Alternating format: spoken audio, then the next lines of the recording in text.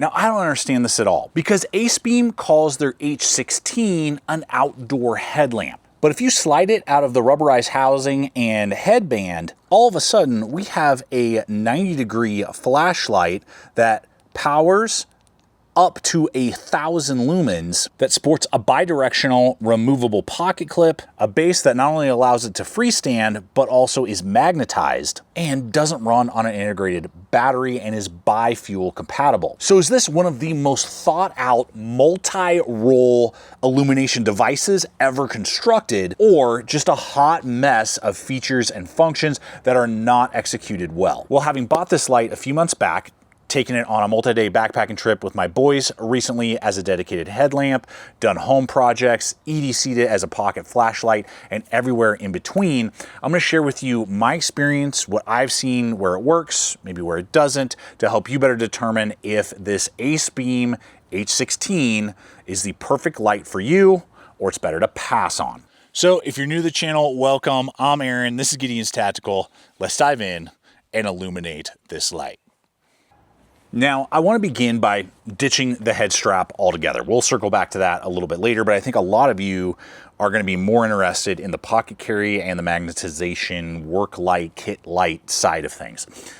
And that's where I want to start. So, like a lot of Acebeam lights, the color of the light will determine different lumen and brightness and things like that. The silver one that I have here is the 1,000 lumen and has just over 2,700 CDs of intensity. We'll circle back to what that means here in a moment.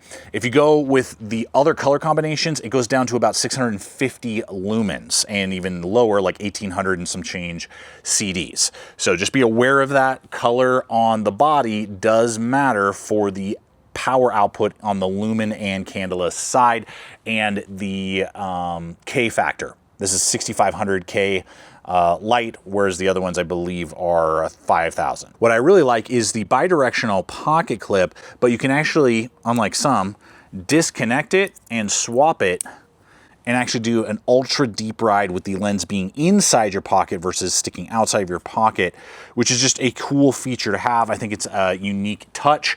And this also allows, because the head is at a 90-degree angle from the body, to clip this to any shoulder strap, the pocket of your shirt, anything like that. And then this is going to allow you, there we go, to have hands-free illumination. So if you work a lot with your hands and you don't always want to wear a headband, head-strapped light, this is going to give you a lot of versatility with that clip and the angle of the head. Now, those are all pros, but here's the first possible con for some of you. The fact that this is rather compact makes it kind of tricky to hold at a 90-degree angle. I have found my finger oftentimes like half covering the lens to get a good grip to actuate the light.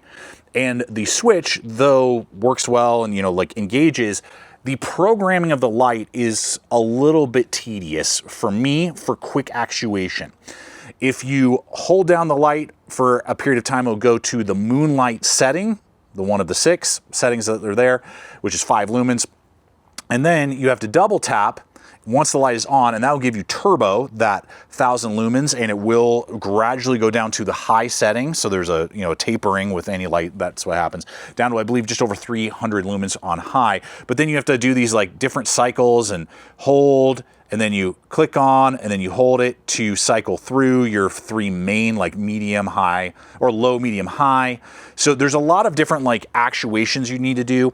It does have an SOS, so if you triple click it while it is on, it will go to SOS mode. So that's a nice emergency feature when you're in the backcountry. But with certain settings require tapping and certain settings require holding to cycle through, it's just a little odd, and you have to constantly remind yourself, how do I get to the particular setting that I want, and just isn't as streamlined as I prefer. Now, just like how the pocket clip and orientation of the lens gives you a lot of functionality, the magnetized bottom also does that. This is awesome to help you change, say, a tire on the side of the road or something like that, giving you the ability to magnetize it even to the bumper of your vehicle. If it's metal, aim it right at that tire is pretty sick. But being able to magnetize it under your hood, or, you know, put it here, put it there, aim it in different directions, really allows for an extra hands-free capability that, especially a light that's this small and this lightweight, just doesn't usually offer. It's going to come with a 1000 milliamp 14500 rechargeable through a USB-C cable battery. When you plug it in, it's red. When it's ready to go, it's green. You're ready to rock and roll. And when that happens, you can put a AA in here and run the light as well, which I love. If you were to ask me between the two, my preference is always to have bi-fuel or removable batteries instead of integrated, because if the integrated battery overheats, wears out, whatever, it's really tough to try and get that replaced, send it off, you know, do whatever. Now, before we look at the strap, the pricing is kind of all over the place. The MSRP is $45, and potentially at $45 so far, I mean, very impressive. 2 meters of water resistant. I mean, there's a lot going on with this light. I picked this up on Amazon. I think I got it on a deal for like $29.99. Certain models are like $19.99 right now if they're sold out, because they tend to have like cycles of, oh, they're in stock and then they're not. So if they're sold out on Amazon, which I'll have a link to my Amazon store and my affiliate program over there, you guys can check them out if you find interest and you see like this is meeting a need that you're looking for. Appreciate when you use those hyperlinks. You can always go to the Acebeam site as well. So those will be in the description box. They're going to be popping up so you can check them out for yourself.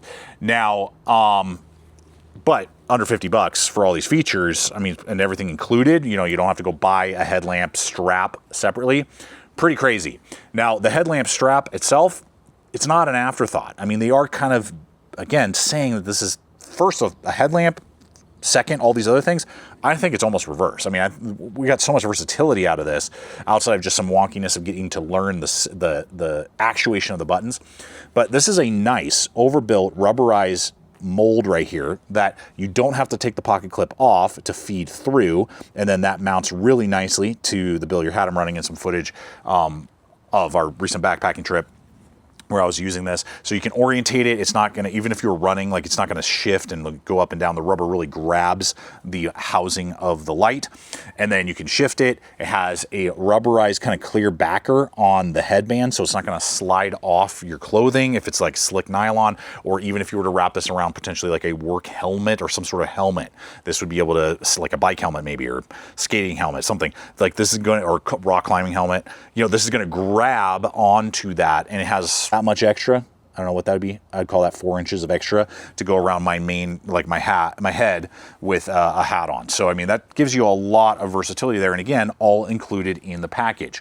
So as a headlamp, it functioned great on that backpacking trip. And I think it absolutely would be a good option if you like all these other features in a headlamp format. But you need to understand, this is a flood light. That is what it is designed to do. So it gives a wide throw, but it is not going to project very far, even though it has 1,000 lumens.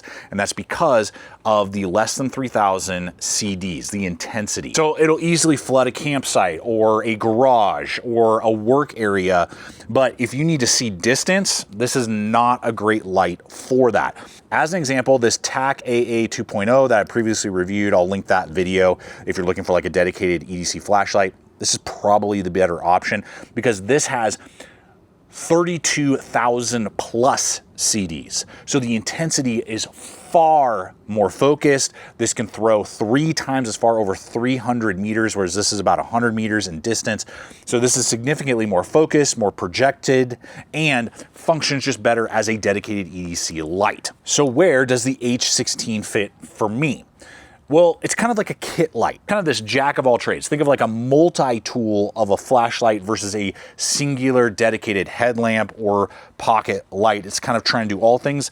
And for the most part, it executes it well. And really my only critique is, again, the weird activation, holding the switch to cycle through certain, and double tapping and triple tapping for certain other features.